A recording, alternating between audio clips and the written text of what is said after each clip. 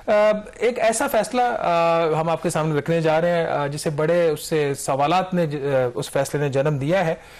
ये हमेशा ही एक रहा है कि जो वेस्टेड इंटरेस्ट है वो कोशिश करते हैं, किसी की भी गवर्नमेंट हो, पीटीआई की, पीएमएलएन की, उनकी कोशिश होती है कि किसी ना किसी तरीके से जो है उनके जो मफादात है उसको ना सिर्फ प्रोटेक्ट करे बल्कि उसमें इजाफा भी करे।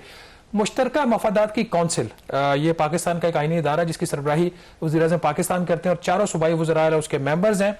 मुश्तरका मफादात काउंसिल ने 29 जनवरी 2024 को एक ऐसा फैसला किया जिसने उस चीज की बुनियाद रखी जिससे जो पाकिस्तान का जो गैस का कंज्यूमर है उसका जो मफाद था उसको नुकसान पहुंचा और चंद 2-4 प्राइवेट पार्टीज के मफादात को उससे फायदा होने वाला है। होता है या नहीं होता, जब फैसले की इंप्लीमेंटेशन पे डिपेंड करता है। फैसला ये हुआ, आपको याद होगा कि उस वक्त केयर टेकर गवर्नमेंट थी और इलेक्शन में सिर्फ 10 दिन बाकी थे। सीसीआई ने यह फैसला किया कि जो पाकिस्तान में गैस निकालने वाली कंपनियां हैं, प्राइवेट कंपनियां, उनको अभी इजाजत है कि वो 10% जो जितनी भी गैस निकालती है वो 10% प्राइवेट पार्टी को बेचेंगी और बाकी जो 90% है वो जो 2 हमारी सुई कंपनियां हैं, सुई नदर्न गैस पाइपलाइन लिमिटेड और सुई सदर्न गैस कंपनी लिमिटेड, इनको बेचेंगे और ये फिर आगे जो कंज्यूमर्स हैं चाहे वो रेजिडेंशियल, इंडस्ट्रियल, कमर्शियल, उसको ये बेचेंगे। सीसीआई ने कहा ये जो 10% है इसको बढ़ाकर हम 35% कर देंगे, बल्कि प्रपोजल तो सीसीआई की मीटिंग में 50% का गया था और उन्होंने कहा कि 35% की मंजूरी दे दी। ये उन हालात में मंजूरी दी गई जब पाकिस्तान में डोमेस्टिक इंडिजिनस गैस की शॉर्टेज है और हम बाहर से गैस इंपोर्ट कर रहे हैं और आपको पता लोकल गैस जो है वो सस्ती होती है। बहरहाल उसके अंदर एक शर्त ये थी कि ये इसकी जो इम्प्लीमेंटेशन का जो फ्रेमवर्क है उसकी मंजूरी जो है executive committee of national economic council देगी। सीसीआई फैसला करके निगरान हुकूमत चली गई, वजीर आजम काकड़ चले गए, उनकी काबीना चली गई। जब नई गवर्नमेंट आई पीडीएम की कामरान, पीडीएम 2 जिसको हम कहते हैं, ऑल्दो वो टेक्निकली पीडीएम 2 नहीं क्योंकि पीपल्स पार्टी उसमें शामिल नहीं है। इस पेट्रोलियम मिनिस्टर बने मुसद्दिक मलिक साहब अभी भी हैं और पेट्रोलियम सेक्रेटरी वही हैं जो पहले थे मोमिन आगा साहब। तो मिनिस्ट्री के अंदर एक बहस छिड़ गई कि ये जो फैसला है ये कैसे हुआ, इसका किसको फायदा होगा और किसको नुकसान होगा। जो ब्यूरोक्रेसी थी, ब्यूरोक्रेसी का जो कैंप है उनका ये, वो इस फैसले को इंप्लीमेंट करना चाह रहे थे और जो मिनिस्टर थे उनका ये ख्याल था कि इससे जो रेजिडेंशियल कंज्यूमर उसका नुकसान होगा, 2 पार्टियों को फायदा होगा।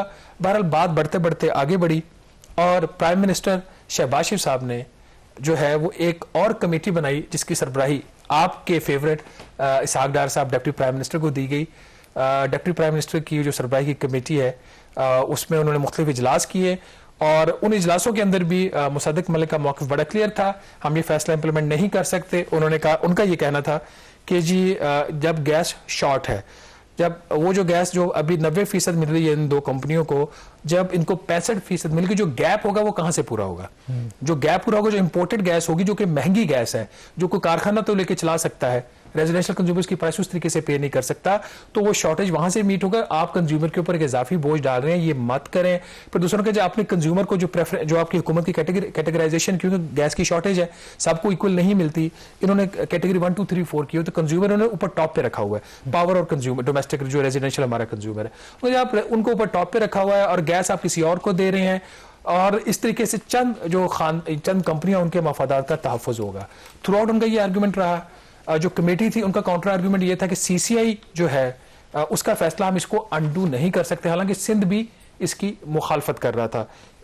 वो कमेटी में तो रिप्रेजेंट था, लेकिन जो मेरे लिए एक बड़ी हैरान कुन चीज हुई कामरान, ये जो प्राइम मिनिस्टर वाली कमेटी थी जिसको डार साहब चेयर करते हैं, वो 2 कंपनियां या ज़्यादा कंपनियां भी हो सकती हैं जो इस फैसले की बेनिफिशियरी हो सकती हैं, प्राइवेट कंपनियां, उनके जो मालकान थे वो इस कमेटी के मेंबर्स थे। कैसा है? अमेजिंग जो है ना, इसे कहते हैं कि मतलब कॉन्फ्लिक्ट ऑफ इंटरेस्ट, मतलब क्या कहते हैं, अजीम लगता ही है कि शायद इंस्पायर्ड हैं। मुझे लगता है कि वो ट्रंप से भी, ट्रंप ने भी अपने लेफ्ट तरफ ऐसे बिलियनर रखे हुए हैं कि, लेकिन वहाँ पर of course checks and balances इतने हैं कि शायद वो कोई बिलियनर है भी तो मे बी वो मुल्क के मफाद के लिए काम करो। हमारे यहाँ तो आमतौर पर जब आप एंट्री मारते हैं तो मकसद ही आपका यही होता है कि फ़ायदा लिया जाए। लेकिन ये अजीब बड़ी बात लग रही है कि एक तरफ कल हम इसी प्लेटफॉर्म के ऊपर डिस्कस कर रहे थे कि एक तरफ वो झगड़ा चल रहा है पेट्रोलियम मिनिस्ट्री का वजारत ख़जाना से कि जी वो जो गैस आप देते हैं उनको मुख्तलिफ जो इंडस्ट्री को उसको ख़त्म करना है, कट करना है उसको, और दूसरी तरफ आप ये काम कर रहे हैं। मतलब ये कोई मंतक समझ नहीं आई मुझे। देखिए ना, इसमें वो 2-3 इसके आर्गुमेंट्स, लेकिन कहानी में पहले मुकम्मल करो ना, वैसे ट्विस्ट बढ़ जाते हैं इस कहानी के अंदर। पेट्रोलियम मिनिस्टर की बात को रद्द किया गया और उसकी बेस ये थी कि सीसीआई का फैसला सीसीआई ही अंडू कर सकती है, हम नहीं कर सकते। तो फिर ये चूंकि उसका फैसला सीसीआई का ये था कि इसका इम्प्लीमेंटेशन जो फ्रेमवर्क है फैसले का वो आप ले जाएं एक्निक में। अब एक्निक का इजलास होता है मंडे को, इसी मंडे को, और मजे की बात ये है एक्निक की सरबराही भी सागदार साहब करते हैं। एक्निक के इजलास में जो एजेंडा उसका इशू हुआ उसके एजेंडे पे ये समरी ही नहीं डाली गई। समरी एक्निक में लेके जाई गई बगैर एजेंडे पे लाए हुए और बगैर सूबों के जो स्टेक होल्डर हैं इस केस में, बगैर रेलेवेंट मिनिस्ट्रीज के कमेंट्स लिए हुए। पेट्रोलियम डिवीजन अचानक से समरी ले जाता है। वहां पे सिंध के जो रिप्रेजेंटेटिव्स हैं उन्होंने एतराज किया कि ये आप कौन सी समरी लिया, ये तो एजेंडे पे ही नहीं है। तो आगे से फिर कमेटी की तरफ से ये जो एक्निक की तरफ से ये उनको जवाब दिया गया कि नहीं, ये हमने कौन सा मंजूरी देनी, हम तो इंडोर्स करेंगे, ये सीसीआई का फैसला है। उन्होंने कहा जी सीसीआई का फैसला है, मंजूरी है, ये इंडोर्समेंट है, ये बात की बात है, आप हमें बताएं तो सही कि आप ये समरी लेके आ रहे हैं, हमारे इसके ऊपर व्यूज क्या है। उन्होंने कहा जी मुझे टाइम दे। तो डार साहब ने कहा जो मुझे जरा ने बताया, ठीक है आप पूछ लें अपनी गवर्नमेंट से। तो उन्होंने कोशिश की किसी तरीके से को कॉल मिला लें, किसी से बात हो जाए, चूंकि पाकिस्तान टेलीकम्युनिकेशन अथॉरिटी के चेयरमैन और वजीर दाखिला मोहसिन नकवी उन दिनों में अपने जोबन पर थे, मुल्क में नेटवर्क चल नहीं रहा था, ये मंडे की बात है, उनका राब्ता नहीं हो सका। तो थ्रू आउट ये बहस हो रही है, कर लें ना करें, तो वो झगड़ा पड़ गया। और सुना है कि वो केपी के जो नुमाइंदे थे वो अटेंड कर नहीं सके, रास्ते ब्लॉक, और वर्चुअली उन्होंने अटेंड की तो उनको उनकी बात ही नहीं समझ आ रही, उनको समझ ही नहीं आ रही थी ये क्या कह रहे हो, मैंने क्या बोला, क्योंकि अगेन वहां पे दो बड़े स्ट्रॉन्ग किस्म के, अब मैं वो लफ्ज नहीं बोलना चाह रहा, वो थे, तो नेटवर्क बड़ा स्लो था। अच्छा, एक तो वहां पे जो मिस स्टेटमेंट हुई है, मुझे ये लग रहा है कि जो समरी है कामरान, उसके अंदर इन्होंने तो कहा ना कि हमें इंडोर्समेंट चाहिए, आपको अप्रूवल नहीं चाहिए। समरी के अंदर लिखा हुआ है framework placed at annexure 2 and proposal at para 6 of the summary are submitted for consideration and approval of the ECNIC। Summary में लफ्ज अप्रूवल लिखा हुआ है और वहां पे बात हो रही थी एंडोर्समेंट की। सिंध ने एतराज किया, नहीं हुआ। अब लिखा क्या जाता है फैसला, क्योंकि इस मुल्क में ऐसा भी होता है कि काबीना की कमेटियों के फैसले कुछ और होते हैं और लिखे समटाइम्स कुछ और जाते हैं। उसके बाद पता नहीं ये डेफर होता है, मिनट्स के अंदर लिखा जाता है, अप्रूवल लिखा जाता है, एंडोर्समेंट लिखा जाता है, हमें नहीं पता। बट जो बॉटम लाइन है, अगर ये फैसला इंप्लीमेंट हो जाता है तो जो SNGPL का जो कंज्यूमर है रेजिडेंशियल, जिसमें SNGPL सर्व करता है पंजाब को और खैबर पख्तूनख्वा को, और SCGCL सिंध और बलूचिस्तान को करता है, उसके ऊपर अगले 5 साल का जो इंपैक्ट है वो 243 अरब रुपया है।